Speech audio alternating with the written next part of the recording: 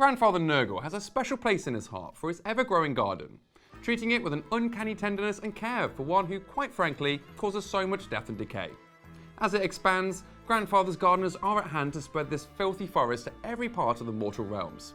Hello and welcome to this rather putrid How to Paint. I'll be showing off 5 quick easy ways to paint rotting flesh using contrast paints, with a few extra tips to get these guys looking pretty horrid. Forewarning, this will get pretty gross. For the strong-stomached out there, let's get cracking. On screen now is the list of paints we'll be using throughout this disease tutorial, along with any additional tools we'll be using to get these gardeners looking their best. If you're new to painting and want to know more about the paints and techniques used, check out our Painting Essentials playlist on our channel.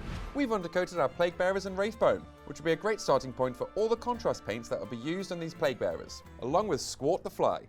Let's get the first layer of colour on these gardeners. To start with, we'll be using the aptly named Plague Bearer flesh, straight from the pot, and apply this across the skin of Slunge. Whilst using contrast paints, you might find pooling happens from time to time. With a clean, damp brush, we can easily soak up any of the excess paint that might build up in any unwanted areas. Ow, what a lovely classic sickly green for our first mini. With our first one down, let's go for something a little more toxic for our second. Striking Scorpion will give us that ripe, vibrant colour we're looking for, painting this all over the skin of Driptrus, giving us a really bright, eye-watering colour. Looking good, Driptrus. That green is giving me chills. That's one more down. Next is something a little more yellow. For Strug, a healthy coating of Ironjawz yellow to the skin will give us a quick, easy colour down in one coat. Be careful around the areas that aren't being painted with these colours. If we do make any mistakes though, we can clean this up with Wraithbone later on. No doubt we'll make a few mishaps along the way. So I'll be doing this all in one go at the end. Brilliant! With that strong, bright yellow down, let's move on to the pot-bellied demon himself, Flemmus. A full coat of Briar Queen Chill will swap this usually green-fingered gentleman for a blue one instead. Just be mindful around the buggy buds on his back. We'll want to keep them in Wraithbone. We also have a pair of cheeky Nurglings scampering around his feet. For these, a speedy coating of Nighthawk Gloom will give these a slightly darker tone. With that layer smoothly applied, our Plague Bearer quartet is all ready for the blessings Grandfather Nurgle has to offer. Lastly, we have Squart the Fly. One coat of Magmadroth Flame will block in this little critter, giving him a festering orange you won't miss.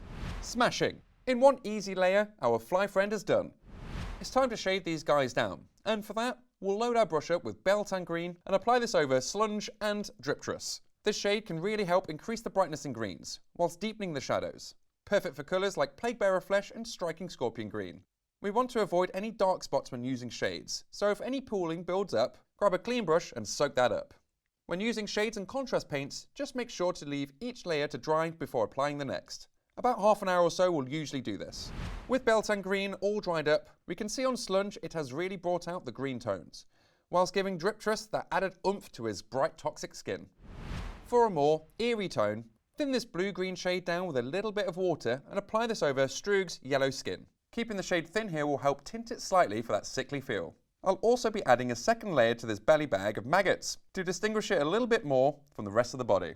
For Flemmus, let's load up our brush from the pot and give him and his Nurglings a full coating, soaking up any excess where needed.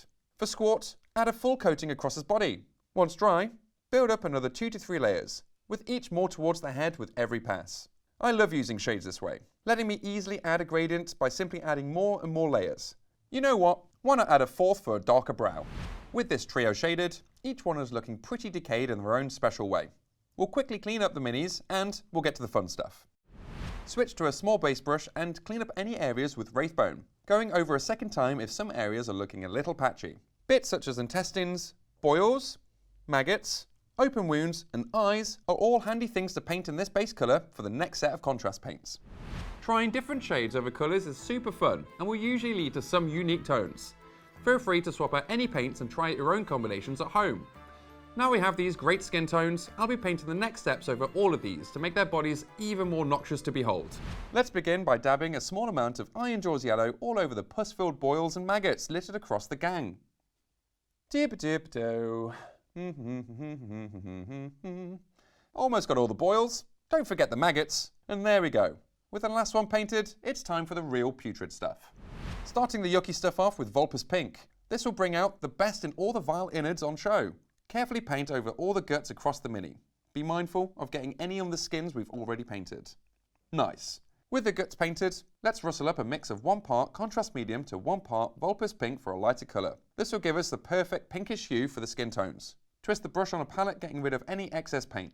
Now that's ready, let's just have a good time slapping this around the minis, aiming for the deeper folds, underarms, boils and open wounds. To build the colour up in a specific area, I usually drag the brush towards the recesses, helping the paint travel to the deeper areas more easily, leaving us with a bruised look to the skin tones. These gardeners will be on their feet a lot, tending to all of Nurgle's gardens. Painting a layer down the legs towards the feet will give these guys a well-worn look. It's hard work on those toes after all. Adding a second layer will intensify the colour, selling the look of some blistering feet. With the feet finished, let's go back around the skin near the guts, pulling the brush down towards the open wounds, helping sell the effect even more. It's super fun to see how each colour scheme differs with these extra steps. We can already see how different they are with this simple pinkish tone. Now let's push this even further with one last quick step. Add 2 parts contrast medium with 1 part Flesh Terrors red, then remove any excess from the brush on a palette, before gently adding this over all the guts, letting more settle in the recesses, as well as pulling the paint towards the belly for a richer colour. Load up all the open wounds dotted around each mini, and this thinned down mix will leave them looking yucky and fresh, before adding it around the boils, giving them that lush reddish outline. Easy peasy. With that last stage finished, the skins are looking lovely and sore. The red really helps make the boils pop, and the open wounds look even more feculent for it. There we go.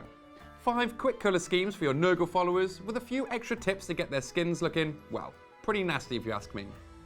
For more videos, head on over to our YouTube channel, or if you need more hands-on help, pop into one of our Warhammer stores where our friendly staff will be more than happy to help. Thanks for watching, ciao for now, and see you in the next one.